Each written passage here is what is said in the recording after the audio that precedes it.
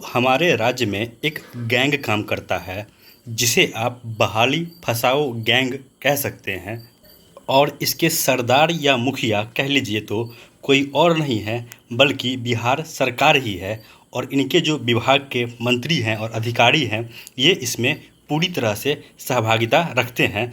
देखिए, मैं ऐसा इसलिए कह रहा हूँ क्योंकि कल शिक्षा मंत्री का देखिए क्या बयान आया है। कह रहे हैं एसटीटी बहाली व नियोजन शिक्षकों का स्थानांतरण पंचायत चुनाव के बाद। ये कहना है शिक्षा मंत्री का।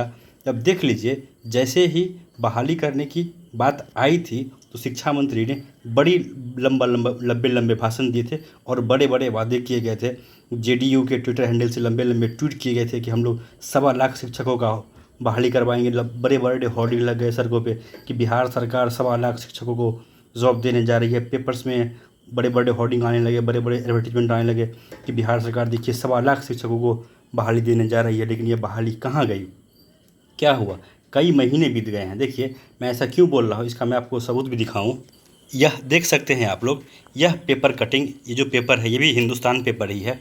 और यह पेपर तब का है जब हाई कोर्ट की तरफ से हरी झंडी दी गई थी टीचर की बहाली के लिए। आप लोगों को पता होगा कि 6th फेज़ का बहाली अटका हुआ था क्योंकि उसमें ब्लाइंड फेडरेशन का केस हाई कोर्ट में चल रहा था। और जब केस ख़त्म हुआ इसके बाद पूरी सरकार की तरफ से, पूरी जदयू पार्टी की तरफ से, शिक्षा मंत्री की तरफ से बहुत बड़े बड़े वादे किए गए थे।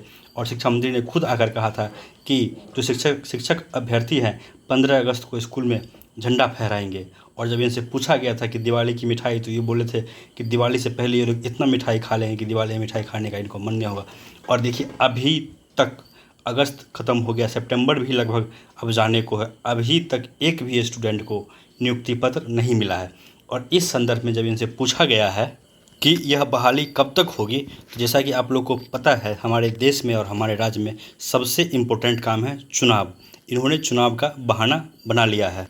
जी हाँ, ये बहाना ही है क्योंकि पंचायत चुनाव में लगे आचार संहिता का शिक्षक बहाली से कहीं से दूर दूर तक कोई लेना देना नहीं है। अगर सरकार की मंशा साफ होती, बहाली कराने की मंशा होती, तो सरकार इस प्रोसेस को कंटिन्यू रखता और फटाफट बहाली करा के फटाफट इन लोगों को नियुक्ति पत्र दे दिया जाता।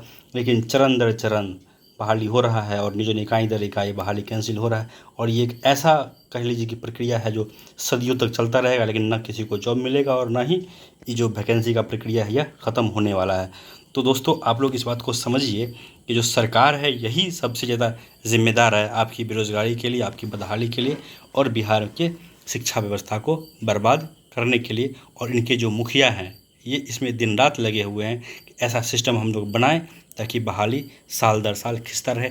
जानबूझकर पहले ऐसा एक सिस्टम बनाओ ताकि उसमें कुछ खामी हो, लोग उसमें केस करें, फिर हम कोर्ट में उसको 4-5 साल खींच देंगे। फिर कोर्ट से जब ऑर्डर आएगा, देखिए आप लोग को पता होगा कि फिजिकल टीचर का क्या हुआ। हाई कोर्ट के आदेश के बाद भी फिजिकल टीचर का बहाली महीनों से लंबित है, अभी तक बहाली हो नहीं पा रहा है। तो इससे साफ साफ यही निकल के आता है कि हमारे राज्य में एक बहुत बड़ी कह लीजिए तो गैंग की तरह कह लीजिए काम कर रही है। और इसका सरगना बिहार सरकार है जो जिसका कि एक ही काम है कि जितना ही बहाली हो इसको फंसा के रखो। आप लोग देख लीजिए, बिहार एसएससी 7 साल 8 साल से फंसा हुआ है। 6th फेज़ 2 साल पहले कंप्लीट हो जाना चाहिए था।